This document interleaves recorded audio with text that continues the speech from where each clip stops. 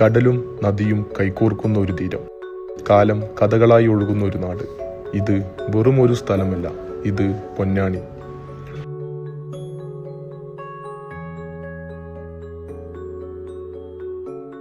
ഓരോ തിരമാലക്കും പറയാനുണ്ട് ഓരോ പഴയ കഥ, ഓരോ കാറ്റിനും വഹിക്കാനുണ്ട് ഓരോ പ്രാർത്ഥനയുടെ സുഗന്ധം.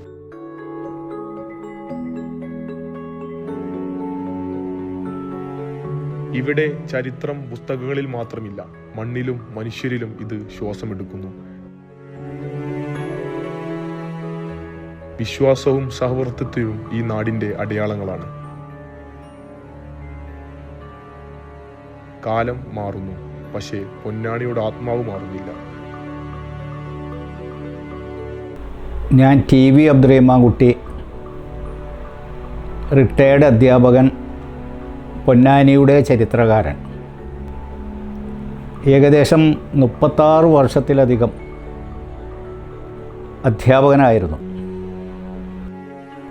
പൊന്നാനി ചരിത്ര രംഗത്ത് അക്ഷയഖനിയാണ്. എത്ര പഠിച്ചാലും ഗവേഷണങ്ങൾ നടത്തിയാലും തീരാത്ത ഒരു പ്രദേശമാണ് പൊന്നാനി. മറ്റൊരർത്ഥത്തിൽ പറയുകയാണെങ്കിൽ കേരളത്തിൽ പൊന്നാനിയോളം തുല്യമായ മറ്റൊരു പ്രദേശമില്ല എന്നാണ് ഇതിനെ പഠനം നടത്തിയ എനിക്ക് പറയാനുള്ളത്. മുസ്ലിം വൈജ്ഞാനിക നവോത്ഥാന നായകനായ ഷെയ്ഖ് സൈനുദ്ദീൻ മഖ്ദൂം ഒന്നാമനാണ്.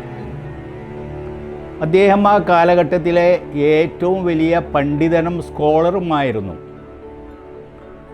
ആ കാലഘട്ടത്തിൽ നാമമാത്ര സർവകലാശാലകളെ ലോകത്തുണ്ടായിരുന്നുള്ളൂ. അതിൽ നിന്നൊരു പ്രധാനപ്പെട്ട സർവകലാശാലയായ ഈജിപ്തിലെ അൽ അസ്ഹറിൽ നിന്ന് പഠനം പൂർത്തിയാക്കി പൊന്നാനിയിലേക്ക് തിരിച്ചു വന്ന അദ്ദേഹം ആ പഠനം ഏകദേശം പൂർത്തിയാക്കിയത് 1400കളുടെ അവസാനത്തിലാണ്. അതായത് 1500കളുടെ തുടക്കത്തിൽ പഠനം പൂർത്തിയാക്കി വന്നതിന് ശേഷം പൊന്നാനിയിൽ അദ്ദേഹം ചരിത്രപ്രസിദ്ധമായ പൊന്നാനി വലിയ ജുമാഅത്ത് പള്ളി സ്ഥാപിച്ചു.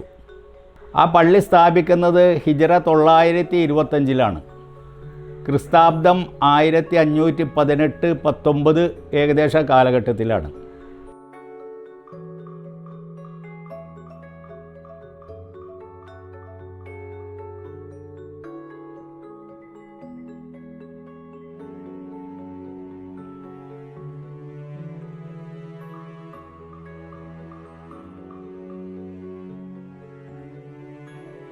പിന്നെ പൊന്നാനി തുറമുഖം എന്ന് പറഞ്ഞാൽ ഒരു കാലഘട്ടത്തിൽ കണ്ടമാനം കയറ്റിറക്ക് നടന്നിരുന്ന ഒരു തുറമുഖമാണ്.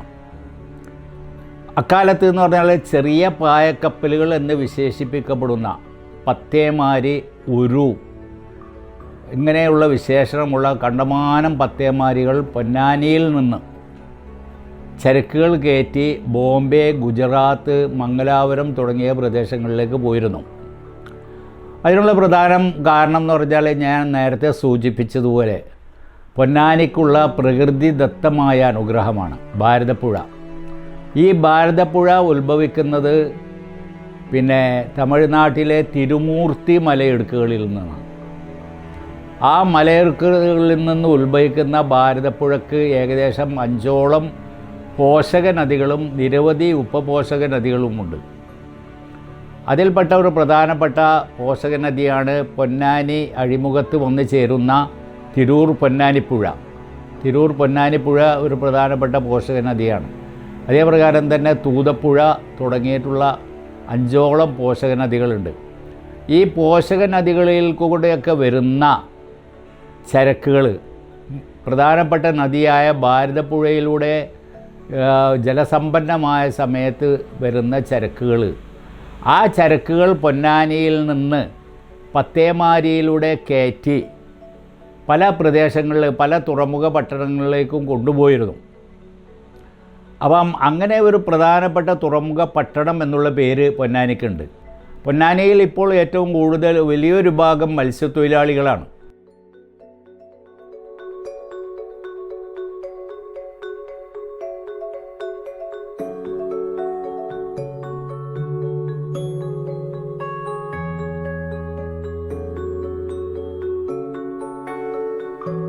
അതായത് ഈ പൊന്നാനി കോടതിപ്പടിയിൽ നിന്ന് ഏകദേശം ചേറ്റുവ വരെ പോകുന്ന ടിപ്പു സുൽത്താൻ റോഡിൻ്റെ പടിഞ്ഞാറ് ഭാഗത്ത് അധികവും മത്സ്യത്തൊഴിലാളികളാണ്.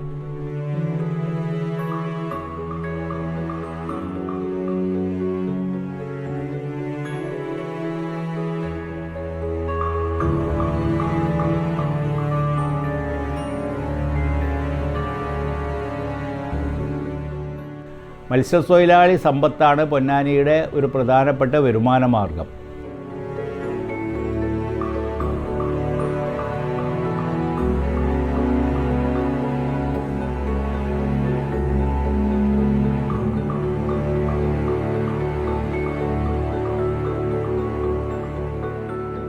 ലൈറ്റ് ഹൗസ് പൊന്നാനിയുടെ തുറമുഖത്തിൻ്റെ ഒരു പ്രധാനപ്പെട്ട അടയാളമാണ്. ആദ്യകാലങ്ങളിൽ ഈ കപ്പലുകളൊക്കെ പുറംകടലിലൂടെയായിരുന്നു യാത്ര ചെയ്തിരുന്നത്. ആ അവസരത്തിൽ ദിശ നിർണ്ണയിക്കാൻ വേണ്ടി സ്ഥാപിക്കപ്പെട്ട ഒരു ദീപസ്തംഭമാണ് ലൈറ്റ് ഹൗസ് എന്ന് പറയാൻ കാരണം. ലൈറ്റ് ഹൗസ് എന്ന് പറയുന്നത് ഞങ്ങളൊക്കെ അതിന് കൊടിപ്പാമരെന്നാണ് പറയൽ. അപ്പോൾ ആദ്യകാലത്ത് അത് റിഫ്ലക്ഷൻ ലൈറ്റിൻ്റെ രീതിയിലായിരുന്നു പ്രവർത്തിച്ചിരുന്നത്. പിന്നെ ഇപ്പോഴുള്ള നിലവിലുള്ള ലൈറ്റ് ഹൗസ് 1983 സ്ഥാപിച്ചത്. രാത്രി കാലങ്ങളിൽ പുറത്തു കൂടി സഞ്ചരിക്കുന്ന, പുറം കടലിൽ കൂടി സഞ്ചരിക്കുന്ന കപ്പലുകൾക്കും യാനപാത്രങ്ങൾക്കൊക്കെ ഈ ദിശ പൊന്നാനിയാണെന്ന് അറിയാൻ വേണ്ടിയിട്ട് അതിനും വേണ്ടി സ്ഥാപിക്കപ്പെട്ട ഒരു അടയാളങ്ങളാണ് ഈ ലൈറ്റ് ഹൗസ്. ആദ്യകാലത്ത് ഇതിനൊരു പ്രത്യേകത ഉണ്ടായിരുന്നു. ആദ്യകാലത്ത് ഈ കച്ചവടങ്ങൾ അധികവും നടന്നിരുന്നത്, കടൽ കച്ചവടങ്ങൾ അധികവും നടന്നിരുന്നത് ഇതിൻ്റെ സമീപ പ്രദേശത്ത് വെച്ചായിരുന്നു. കൊടുക്കൽ വാങ്ങൽ സമ്പ്രദായത്തിലായിരുന്നു അന്ന് കച്ചവടങ്ങൾ നടന്നിരുന്നത്. അപ്പോൾ അതിനും കൂടി ഒരു പ്രധാനപ്പെട്ട സ്ഥലമായിരുന്നു ലൈറ്റ് ഹൗസ്. കേരളത്തിലെ നാമമാത്ര ലൈറ്റ് ഹൗസുകളിൽ ഒന്നാണ് പൊന്നാനിയിൽ സ്ഥിതി ചെയ്യുന്ന, പൊന്നാനി അഴീക്കൽ പ്രദേശത്ത് സ്ഥിതി ചെയ്യുന്ന ലൈറ്റ് ഹൗസ്. പൊന്നാനി വർഷങ്ങളായി പലഹാരങ്ങളുടെ ഒരു കേന്ദ്രമാണ്. അതിൽപ്പെട്ട പ്രധാനപ്പെട്ട ഭക്ഷണമാണ് മുട്ടമാല, മുട്ടസുറുക്ക, കോഴിയട, കിടുത, ഇറച്ചിപ്പത്തിരി, ഉന്നക്കായ തുടങ്ങിയിട്ടുള്ള നിരവധി പലഹാരങ്ങൾ. അതിൽപ്പെട്ട പൊന്നാനിക്ക് മാത്രമായ പ്രത്യേകമായൊരു പലഹാരമാണ് മുട്ടപ്പത്തിരി. അങ്ങനെയുള്ള വിഭവം പൊന്നാനിക്കൊരു പ്രത്യേകത ഉണ്ട്. അതിന് നൂറുകണക്കിന് സന്ദർശകർ അത് ഭക്ഷിക്കാനും പൊന്നാനി കാണാനൊക്കെ എത്തിപ്പെടാറുണ്ട്. അത് പ്രധാനമായി അതിൻ്റെ കേന്ദ്രം പൊന്നാനി ജുമായത്ത് പള്ളി പരിസരത്താണ്. അതേപ്രകാരം തന്നെയാണ് പൊന്നാനി കോടതി, ഏറ്റവും പഴയ, മലബാറിലെ ഏറ്റവും പഴയ കോടതികളിൽ ഒന്നാണ് പൊന്നാനി കോടതി. ഇപ്പോൾ ജീർണ അവസ്ഥയിലാണെങ്കിലും പൊന്നാനിയുടെ ഒരു ചരിത്ര സ്മാരകമാണ്.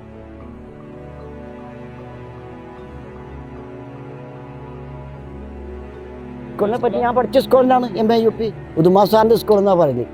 ഇതിൻ്റെ ഉണ്ടാക്കിയ ആളെ ഉടമൻ്റെ പേര് ഉസ്മാ സാറ്. ടൂറിസ്റ്റ് രംഗത്ത് പൊന്നാനി വികസനത്തിൻ്റെ പാതയിലാണ്. അതിൽ ഏറ്റവും പ്രധാനപ്പെട്ട ഒന്നാണ് കർമ്മ റോഡ്. കർമ്മ റോഡ് എന്ന് പറഞ്ഞാൽ ഒരു ഏകദേശം 6ഓളം കിലോമീറ്റർ ഭാരതപ്പുഴയുടെ അരിക് തൂർത്തിട്ട്, പൊന്നാനി ഭാഗം തൂർത്തിട്ട് നിർമ്മിക്കപ്പെട്ട ഒരു റോഡാണ് കർമ്മ റോഡ്. ആ കർമ്മ റോഡ് ഇപ്പോൾ അറിയപ്പെടുന്നത് നിളയോര പാത എന്നാണ്. അപ്പോൾ ആദ്യമായിട്ട് കർമ്മ റോഡ് എന്ന് പേര് വരാൻ കാരണം കർമ്മ എന്ന് പറയുന്ന യുവാക്കളുടെ ഒരു കൂട്ടായ്മയായ സംഘടന ആണ് ആദ്യം അതിന് തുടക്കം കുറിച്ചത്. പിന്നീട് നഗരസഭയും പിന്നെ സർക്കാരും എല്ലാം കൂടി സഹകരിച്ച് വിവിധ സന്നദ്ധ സംഘടനകൾ സഹകരിച്ചും കൊണ്ടിട്ടാണ് കർമ്മ റോഡ് വന്നത്. കഥകൾക്ക് അവസാനങ്ങളുണ്ടാകാം, പക്ഷേ ചില നാടുകൾക്ക് അവസാനമുണ്ടാകില്ല. കടലിന്റെ ശബ്ദത്തിലും നദിയുടെ ഒഴുക്കിലും മനുഷ്യരുടെ അധ്വാനത്തിലും പൊന്നാനി ഇന്നും മുന്നോട്ട് പോകുന്നു. കാലം മാറും, വഴികൾ മാറും, മുഖങ്ങൾ മാറും, പക്ഷേ ഈ നാടിൻ്റെ ആത്മാവ് മാറുകയില്ല.